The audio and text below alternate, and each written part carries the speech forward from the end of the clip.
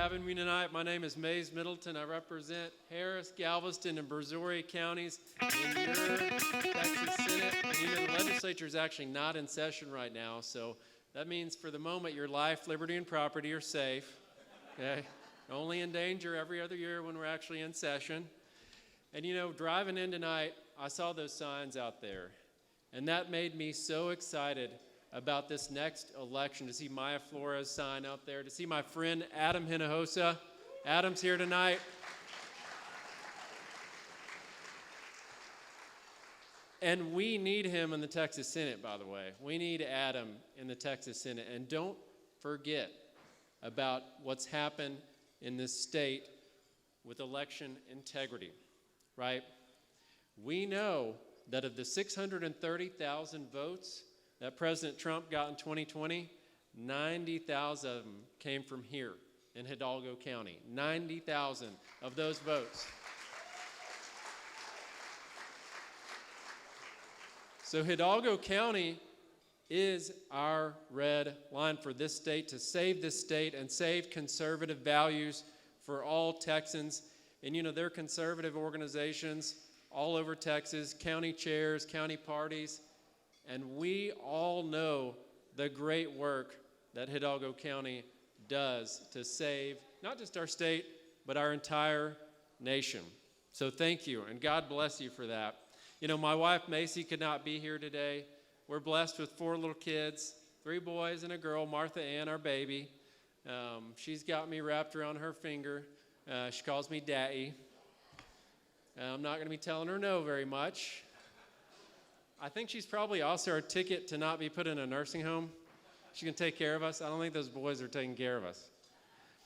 But that next generation, that's our reminder of what we're fighting for here today and tonight. Jefferson said, the price of liberty is eternal vigilance.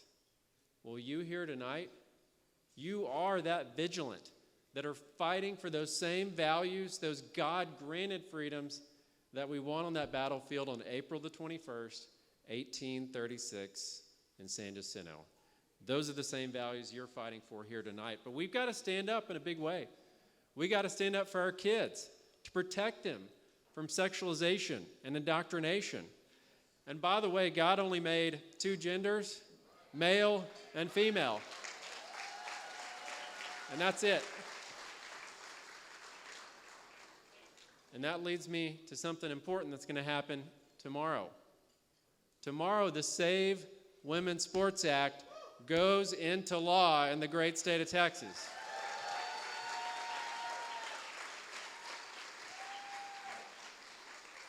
And what that means is we're kicking men out of women's sports.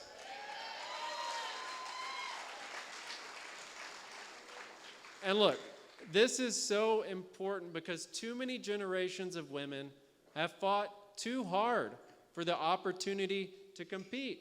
And you can't have fair competition when women are forced to compete against biological men, period. So in the state of Texas, we're going to ban that and make sure that men can never again play women's sports. Because I've got a daughter. I want her to have a fair chance at this. You have hard-earned spots on teams. You have athletic scholarships. You have victories.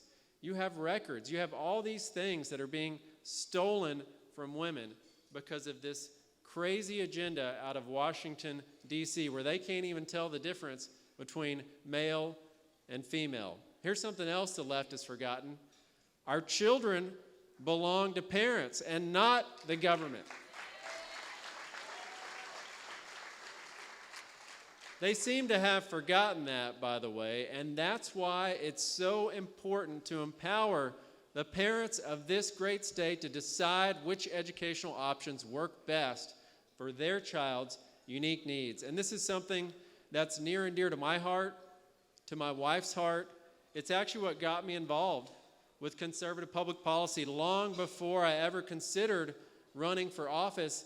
And I was mad that we didn't have school choice in this state, and we needed to get it done. And this is something that drew me into the conservative movement and ultimately led me to run. And one day I heard a story from an African-American grandmother at Yes Prep. And Yes Prep is a charter school in the south side of Houston, and it's an old flea market. It's kind of an old rundown building on the highway, but they provide a great education. And what she said she had custody of 2 of her grandsons. I don't know where the parents were, but she had custody of them.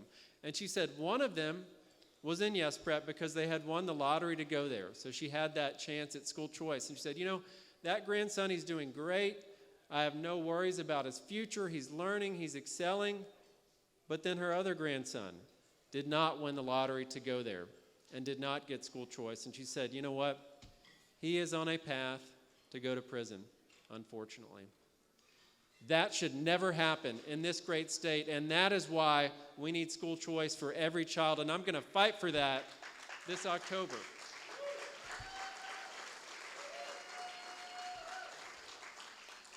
Because we're going to be back. That didn't get done in the regular session, and we're going to pass it this October in the regular session and make sure that every parent in this state has an option, and that these children in Texas, this next generation that is so precious to all of us, has that chance. Because you know what? In Texas, parents matter. And what this is about, it's about trusting the moms and dads of our communities to decide what is best for their own child's unique educational needs. We're going to put the tools on the table for them to decide. And it means something else as well. There are a lot of families that don't have the chance at a Christian education, and this will give those families that opportunity to provide a Christian education for their child, where they don't have that right now. But unfortunately, parents' own tax dollars are being used to lobby against them.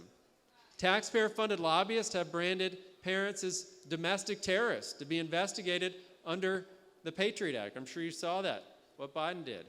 And then a taxpayer-funded lobby group, the Texas Association of School Boards, they actually support critical race theory with your tax dollars. And they also opposed election integrity, which I talked about earlier, how important that is. Your own tax dollars are being used to oppose election integrity. I get the question all the time is, why is it so hard to pass property tax relief and reform? Well, I'll tell you one of the main reasons. Your own tax dollars are used to hire lobbyists in Austin to lobby against property tax relief and reform. And that is why the first bill that I always file every single session is the ban on taxpayer-funded lobbying.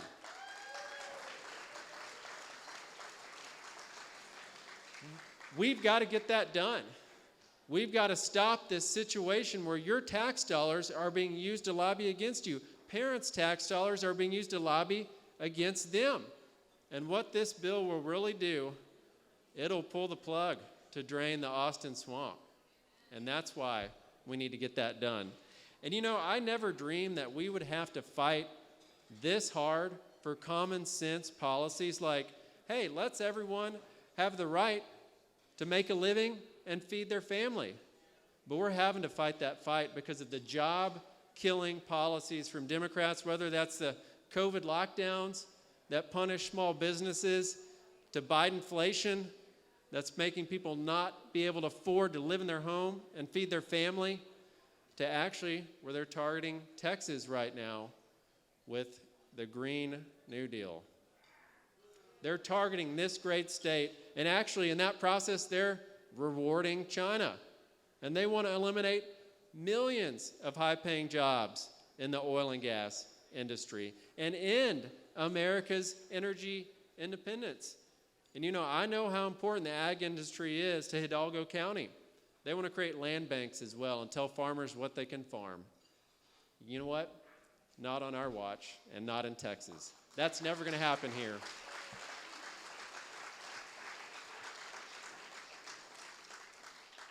The greatest threat to our prosperity is not gas stoves, okay? They'd like you to believe that. The greatest threat to our prosperity is Democrats. And that's why we're here tonight. And I'll tell you, the conservative formula for success is very simple. Because we here tonight have the conviction in our heart. And the formula is this, it's very simple.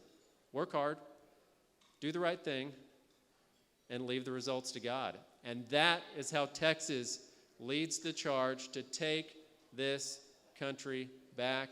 And may God bless you, and may God bless the great state of Texas.